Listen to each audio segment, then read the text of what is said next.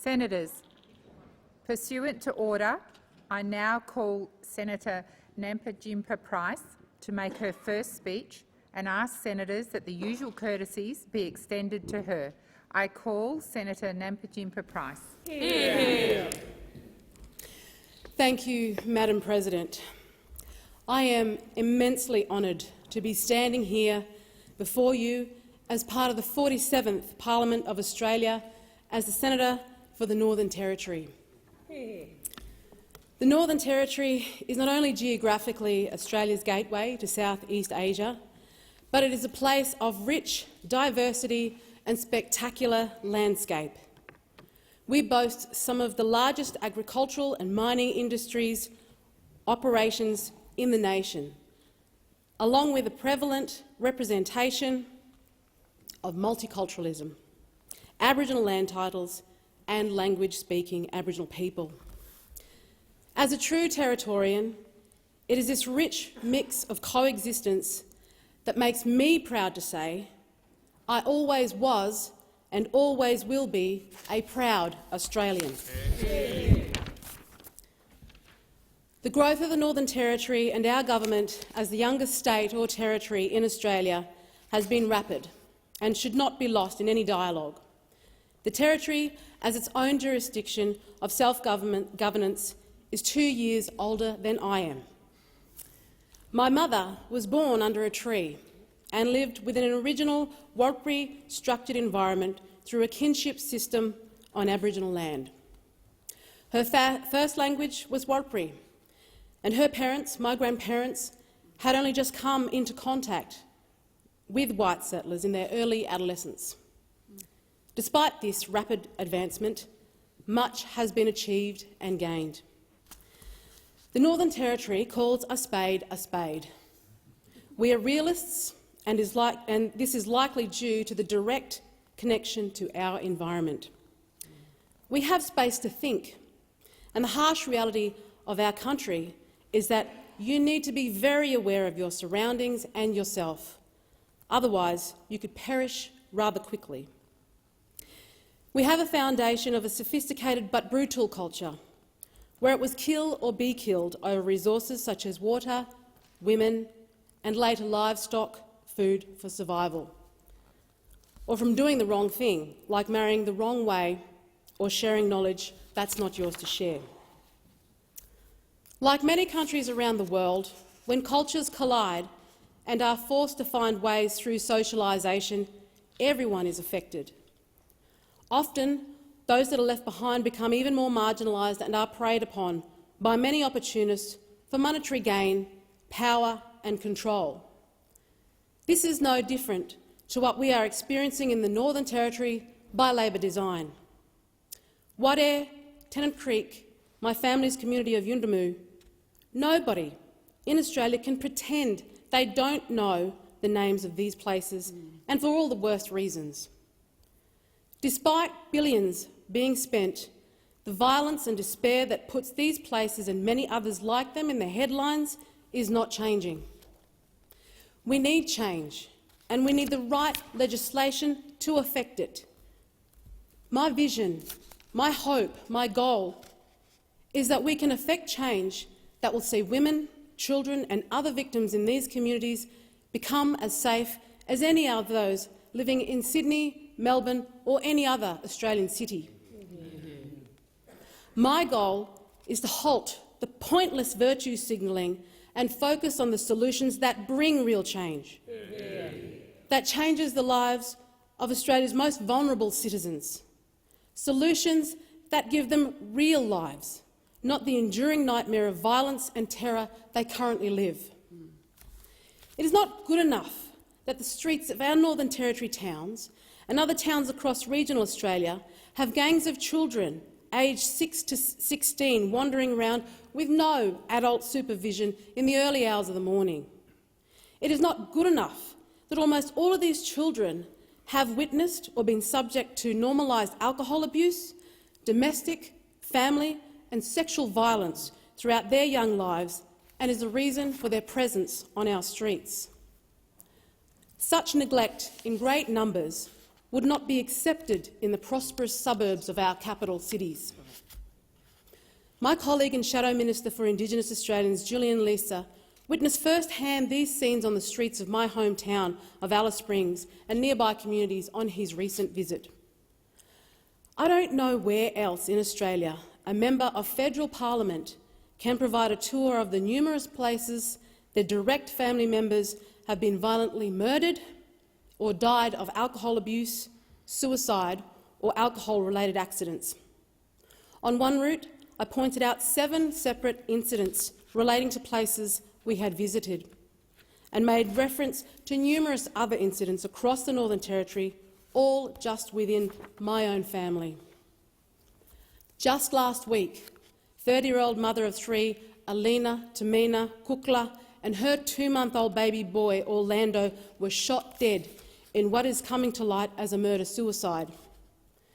The families involved and our community are reeling from these not only deeply tragic, but I believe avoidable murders. From conversations with her family, I've been informed her alleged killer had a history of violence, mental illness and was due to face court for perpetrating violence against a former partner.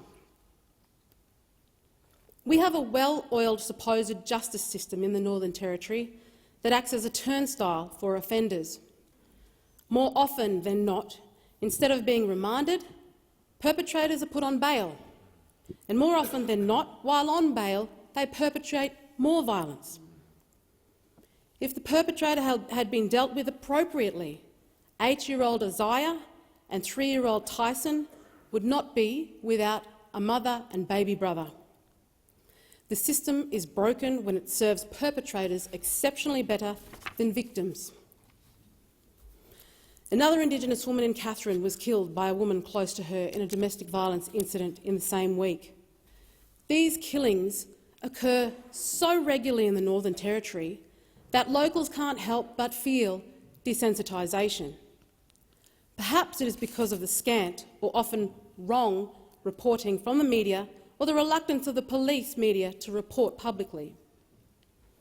These days, we rely on social media and independent media outlets to provide our Territory communities with relevant details. The mainstream media have largely been silent on these latest killings. It has not sparked nationwide protests because the Indigenous victims have died at the hands of Indigenous perpetrators. Alina and Orlando were Australian citizens like you and me. They deserve outrage to demand an end to violence and murder. They deserve to be acknowledged the same way the women who protested to this very parliament deserve to be acknowledged.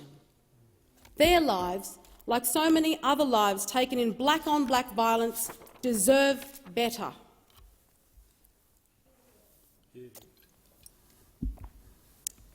Community safety is pertinent to the lives of all Australians, and supporting our authorities to successfully provide community safety is key to ensuring it. When a child is forced to report sexual abuse, it is a police officer they must report to. Therefore, the strength of this relationship will determine the success of a conviction. The police officer may be the only person that child can truly trust. Yet, there is an activist class determined to destroy the healthy relationships between our authorities and these vulnerable members of our society who need them the most. We must uphold the rights of all Australian children by maintaining the same high standards of quality of care for every child, and never lower these standards based on racial identity. Nor should we do the same for any Australian citizen under any circumstances relating to social need. Perhaps it is time to give serious consideration to transferring state and territory responsibility for the lives of children to the Commonwealth. I'm acutely aware of the many failures of states and territories' child protection systems to uphold and prioritise the rights of Australian children, who are not just our nation's most vulnerable, but who are our future. If we protect our most vulnerable, and hold to account those who cause them harm, we can reduce violence and sexual abuse. Our focus must be to represent the interests of the victims before the perpetrators. However, reducing violence and sexual abuse also reduces rates of incarceration. In the 30 years since the handing down of the Royal Commission into black deaths in custody, we are told there have been 450 black deaths in custody. Despite the expectation the Commission would find systemic racism a fundamental factor contributing to these deaths, the report found it was not in fact the case. Nor did it find Indigenous Australians more likely than others to be incarcerated, but that we are grossly overrepresented. Our greatest problems lie with the fact that in the same 30 years, over 750 Indigenous Australians were murdered at the hands of other Indigenous Australians. Yet there is little concern or acknowledgement that this is why Indigenous Australians are incarcerated at such high rates. We cannot support legislation that fails to acknowledge the true causes of why Indigenous Australians are marginalised, or false narratives that suggest racism is the cause when it has been proven over and again that this is not the case. We cannot support legislation that prioritises freedom of the perpetrator over justice for the victim in an attempt to reduce rates of incarceration, or to minimise responsibility for criminal behaviour for the same purposes. The same standard of law and order must be upheld for all Australians, regardless of background. We must not allow the racism of low expectations to prevail. In his book Arresting Incarceration, Pathways Out of Indigenous Imprisonment, Don Weatherburn, the former director of the New South Wales Bureau of Crime, Statistics and Research, outlines the causes that lead to incarceration. Leading factors include poor parenting, child abuse and neglect, poor school attendance and unemployment.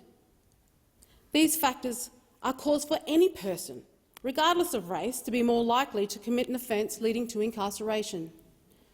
Just like Indigenous Australians are overrepresented in prisons, so too are they overrepresented in causal factors.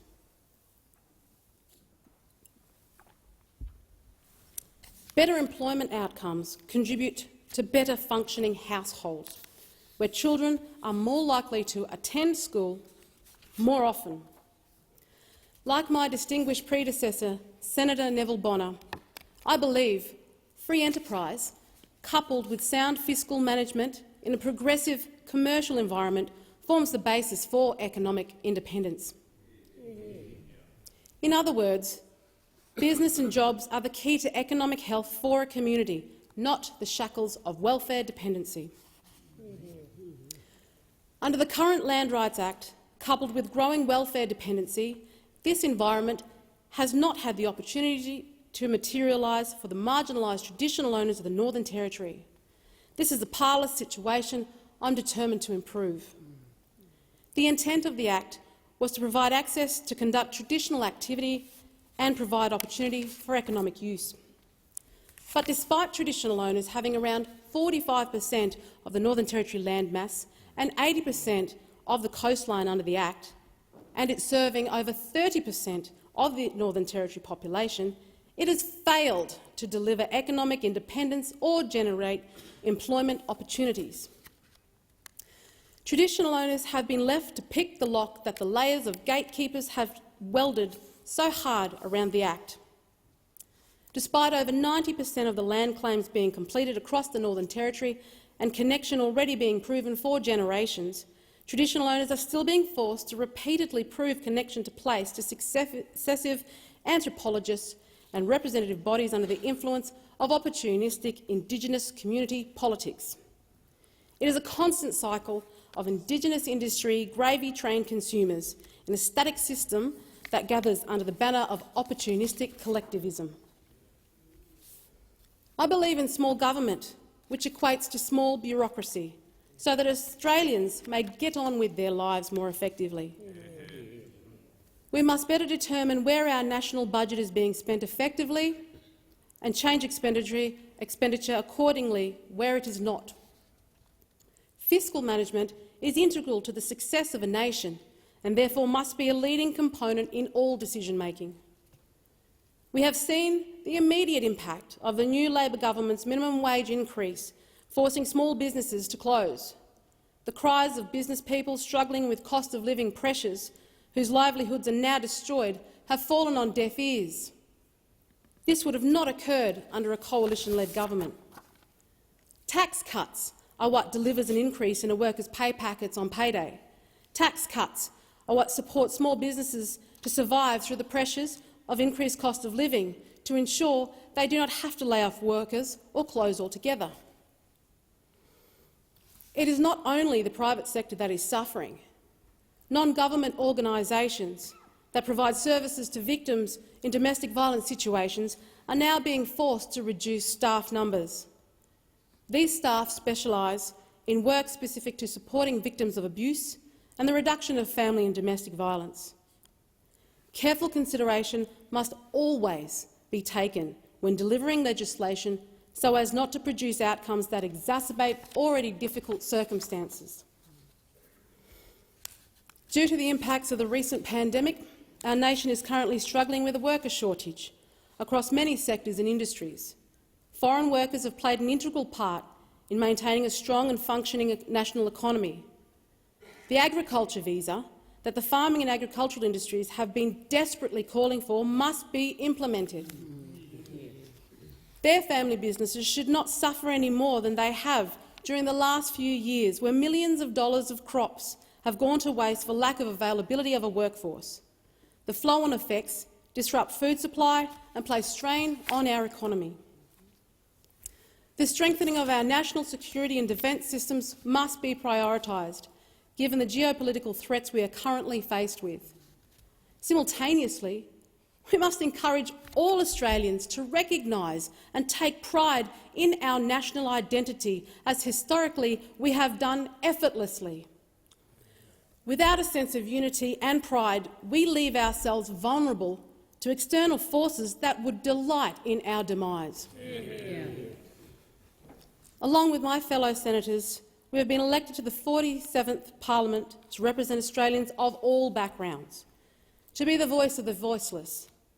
But in order to do this, we must listen with intent and serve with integrity. It is not for us to be silent on issues that affect a particular demographic that we may not ethnically originate from, or the gender we do not belong to. The purpose of our successful Westminster system is to courageously represent the interests of all. The tireless investment and effort of the former coalition government provided record funding for education support through scholarships and concentrated programs and investments such as the Yellow Shirt program, Getting Kids to School, investing in state and territory governments, universities and organisations. We know that education provides choices. We invested hard so that better choices have resulted in better communities and lives. We now see these benefits of this investment with more Indigenous doctors, architects, lawyers, teachers, business owners and tradespeople. Thank you to our Liberal and National Party leaders, to the my Country Liberal Party predecessor, Senator Nigel Scullion, and to every Indigenous person who took this opportunity to build a better future for yourselves and our nation. Your efforts are acknowledged.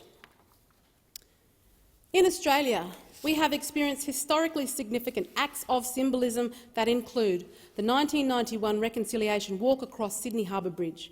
For 6 hours, 250,000 Australians of all backgrounds walked together to demonstrate the fact we are not racist, but are overwhelmingly in support of Aboriginal Australia.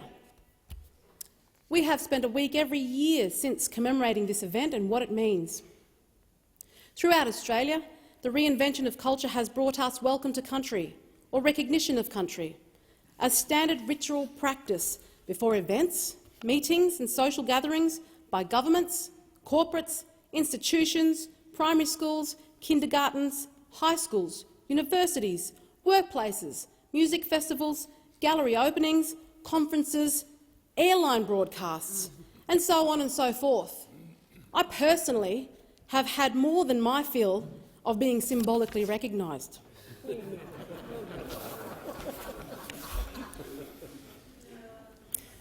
It has become a racial stereotype that we Australians of Indigenous heritage should belong to and support the Labor Party. It was an exchange with former leader of the Labor Party, Bill Hayden, who conveyed this very stereotype that compelled Neville Bonner to confirm his membership within the Liberal Party of Australia. Bonner had been handing out how-to-vote cards for a Liberal friend when Hayden exclaimed, "What are you doing handing out those how-to-vote cards? We do more for you bloody Aborigines than those bastards do." Well, Bonner thought, how dare someone come up to me and presume that because I'm black, I should support a particular party. It is the same attitude we hear with platitudes of motherhood statements from our now Prime Minister, who suggests without any evidence whatsoever that a voice to Parliament bestowed upon us through the virtuous act of symbolic gesture by this government is what is going to empower us. This government has yet to demonstrate how this proposed voice will deliver practical outcomes and unite, rather than drive a wedge further between Indigenous and non-Indigenous Australia. And no, Prime Minister, we don't need another handout as you have described the Uluru Statement to be. No, we Indigenous Australians have not come to agreement on this statement, as also what you have claimed. It would be far more dignifying if we were recognised and respected as individuals in our own right who are not simply defined by our racial heritage but by the content of our character. Yeah. I am an empowered Warlpiri Celtic Australian woman who did not and has never needed a paternalistic government to bestow my own empowerment upon me. We've proven for decades now that we do not need a chief protector of Aborigines. I've not got here along with 10 other Indigenous voices, including my colleague, Senator for South Australia, Karen Little, to this 47th Parliament of Australia like every other parliamentarian. Through hard work and sheer determination. That's how we got here. However, now you want to ask the Australian people to disregard our elected voices and vote yes to apply a constitutionally enshrined advisory body without any detail of what that might in fact entail. Perhaps a word of advice, since that is what you're seeking. Listen to everyone, and not just those who support your virtue signalling agenda, but also to those you contradict. We see two clear examples this week of this failure to listen. The news that grog bans will be lifted on dry communities, allowing the scourge of alcoholism and the violence that accompanies it free rein, despite warnings from elders of those communities about the coming damage. Coupled with this, the removal of the cashless debit card that allowed countless families on welfare to feed their children, rather than seeing their money claimed by kinship demand from alcoholics, substance abusers and gamblers in their own family group.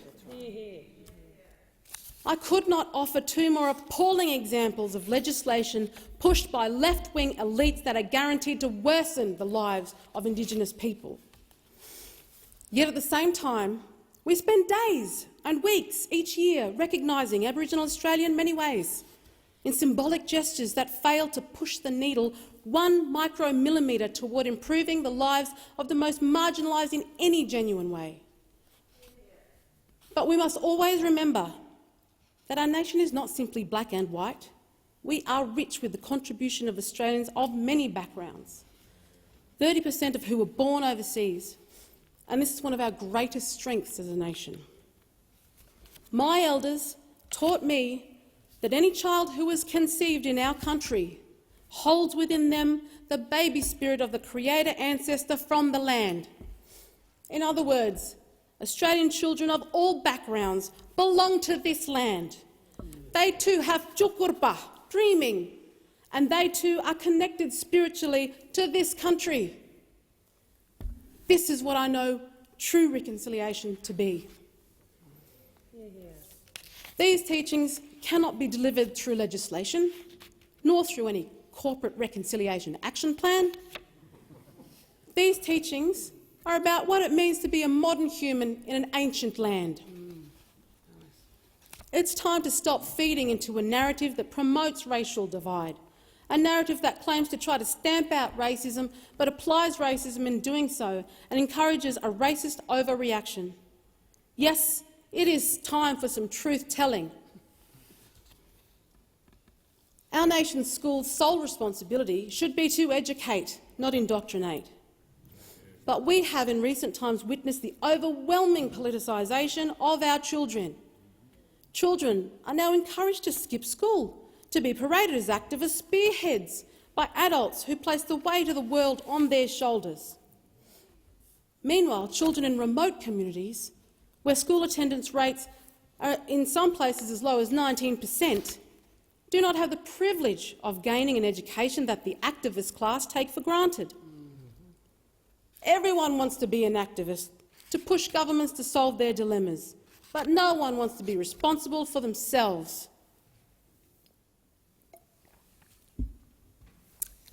Our aim should not be to blame our current democratic institutions for all our perceived failures, but to encourage individual responsibility of all Australians. Where we fail is where we encourage others to believe responsibility for one's own life can be avoided and the disadvantage can be charged to another. We need to focus on nation building, not nation burning. Our laws, as they stand now, are not racist, as some will claim, but exist because we have overcome historical racist legislation.